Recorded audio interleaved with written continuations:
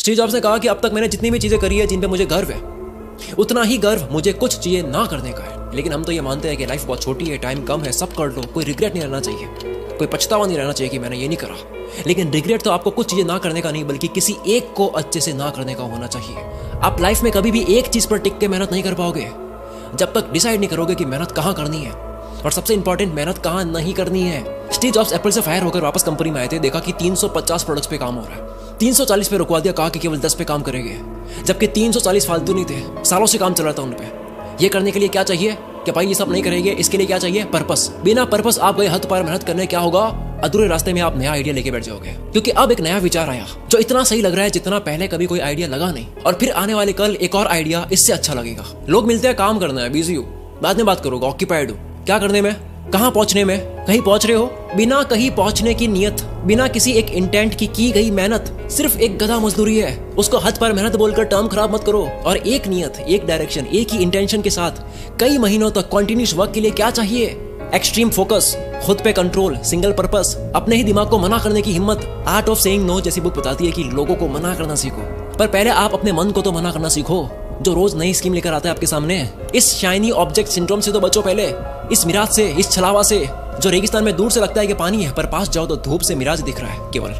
इंसान को दुनिया के हर धंधे में पैसा दिख जाएगा सिवाय खुद के। जब समझ आ गई बात कि 6 फीट का एक खड्डा खोदना है, फिर क्यों 2-2 फीट के 3 खड्डे खोदने लग जाते हैं? क्यों सिर्फ 2 फीट का खड्डा खोदते ही नई जगह देखने लग जाते हैं? फिर कहते हो रिजल्ट नहीं मिला। भाई मैं तो रोज हद पर मेहनत कर रहा था, एक दिन नहीं छोड़ा मैंने। कहाँ कर रहे थे, लेकिन किस डायरेक्शन में कर रहे थे? आज के इतने ऑप्शंस की दुनिया में जिसने खुद को जीत लिया सिर्फ एक करने में, उसकी मेहनत के आगे 100 लोगों की मेहनत भी कुछ भी नहीं है। क्योंकि उस इंसान के साथ आइंस्टीन के अकॉर्डिंग दुनिया का 8वां अजूबा है कंपाउंड इफेक्ट। सब जानते हैं इसके बारे में। हर एक डिसीजन, हर एक निर्णय कहीं ना कहीं ले जाता है। हर एक एक्शन, हर एक विचार को दी गई वैल्यू।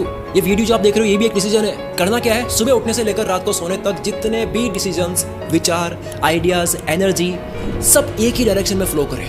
रोज एक ही डायरेक्शन में फ्लो करें, तब कंपाउंड होगा, तब जंगल से बाहर आओगे। जब एक बार भी आप डायरेक्शन नहीं बदलोगे, एक ही डायरेक्शन में चलते रहोगे, भले स्लो चल रहे हो, slow but in one direction is better than being fast in all directions. अगर डिसीजन का फटीग ना हो, इच्छा जो है, चॉइस का पैराडॉक्स ना हो, कभी ये कभी वो, ये सब ना हो, तब इंसान एक सेकंड भी वेस्ट नहीं करेगा, तुरंत एक्शन लेगा। एक स्कूल में कंपटीशन होना था ड्राइंग का, सारे स्टूडेंट्स बहुत एक्साइटेड थे, भाग लिया सबने। 2 दोस्त थे, उन्होंने नाम लिखवाया और अगले ही दिन गए नाम रोशन करने ड्राइंग करके। दोनों ने फुल प्रैक्टिस कर रखी थी क्या ड्रॉ करना है। कंपटीशन शुरू हुआ, उसमें से एक ने फुल तैयारी के बावजूद, पूरी प्रैक्टिस होने के बावजूद किसी और की ड्राइंग देखी, पता लगा कि भाई साहब ये तो बहुत ही अमेजिंग ड्राइंग बना रहा है, मैं यहाँ पे क्या फुल पत्ती बना रहा हूँ। ये शकील तो कंपटीशन में आयरन मैन बना रहा है। उस बंदे ने अपनी फुल पत्ती मिटाई, उसने सोचा कि मैं बनाऊंगा अब क्रिश, इंडियन सुपर हीरो, जिसके भाई साहब ने कोई प्रैक्टिस नहीं कर रखी थी क्रिश की। अब यहाँ डिसीजन बदला उसका किस वजह से?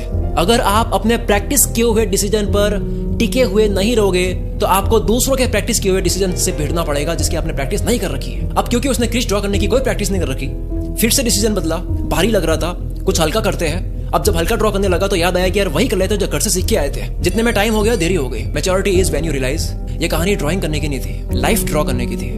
डिसीजन फटीक लेट होगा। 2025 में 5 महीना निकल गया। सोचो सिर्फ आपके बार बार आइडियाज बदलने की वजह से आप अपनी फैमिली को बेस्ट लाइफ नहीं दे पा रहे हो। आप अपने 60 साल की एज में सबसे बुरे रहोगे पछतावे के साथ, सिर्फ इसलिए क्योंकि एक चीज पे नहीं टिक पाए। 90% से भी ज्यादा मेहनत में कमी का कारण है माइंड क्लियर नहीं है, कोई आलस का कारण नहीं है। सब मेहनती लोग हैं। एक पेज पढ़ते अभी तुरंत 500 रुपए मिले, पूरी किताब पढ़ लोगे क्योंकि पता है क्या मिलने वाला है, क्लियर है माइंड। डिसीजन लेते हो जब माइंड को 1% भी ना लगे कि ये नहीं होगा, तब होगी हद पार मेहनत करनी है पर राइट डायरेक्शन पे। That was the first thing you should keep in mind. एक स्नाइपर के सिर्फ एक ट्रिगर दबाने से गोली निकलती है। सबसे कम मेहनत ट्रिगर दबाने में लगती है, पर सबसे बड़ा इंपैक्ट ट्रिगर ही क्रिएट करता है। पर गोली कहाँ जाएगी, उस टारगेट को फोकस करने में असली मेहनत लगती है। लेकिन ज्यादातर लोग अपने काम में ट्रिगर दबाने की मेहनत कर रहे हैं, टारगेट पर फोकस सेट करने की नहीं, क्योंकि उनको लगता है कि फर्क तो ट्रिगर दबाने से आता है। तो इसका मतलब यह है कि मेहनत नहीं करनी है, बस केवल फोकस करना है, एक डायरेक्शन पे रहना है, एक डिसीजन पे रहना है, ऐसा है। मैंने कहा मेहनत के साथ फोकस करना है, मेहनत छोड़ के फोकस नहीं। बिना फोकस वाली मेहनत नहीं, फॉर्मेलिटी है। और इस फॉर्मेलिटी का दूसरा नाम है मल्टीटास्किंग।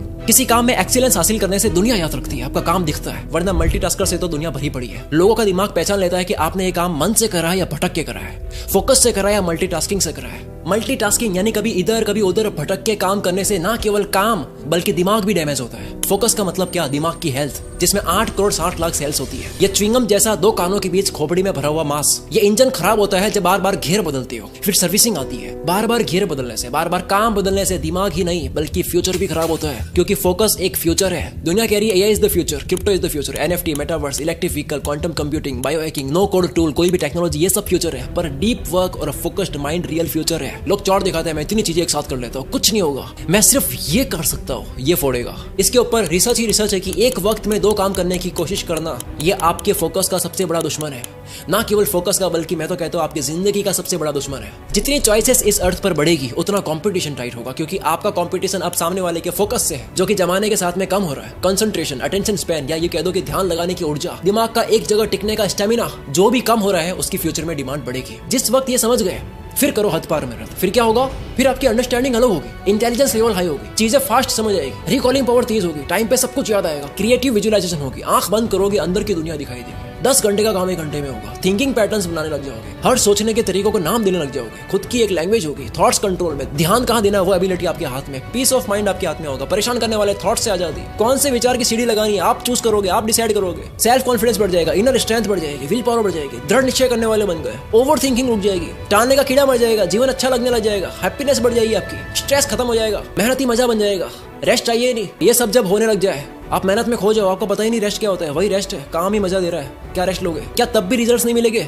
लोग कहते हैं इतनी मेहनत करो रिजल्ट नहीं मिलते, उसका रिप्लाई था ये वीडियो पूरा, क्योंकि आप फोकस वाली मेहनत नहीं कर रहे हो, हद पार मेहनत कर रहे हो सिर्फ। रही बात लोगों की जो आपका फोकस तोड़ते हैं, जो आपके और आपके हद पार मेहनत के बीच में आते हैं, उसमें सिर्फ फ्रैंक सिनात्रा की एक लाइन बोलूंगा, लोग डिस्टर्ब करते हैं, दुनिया डिस्टर्ब करती है, मोबाइल डिस्टर्ब करता है, सोशल मीडिया डिस्टर्ब करता है, क्योंकि आप डिस्टर्ब करने देते हो।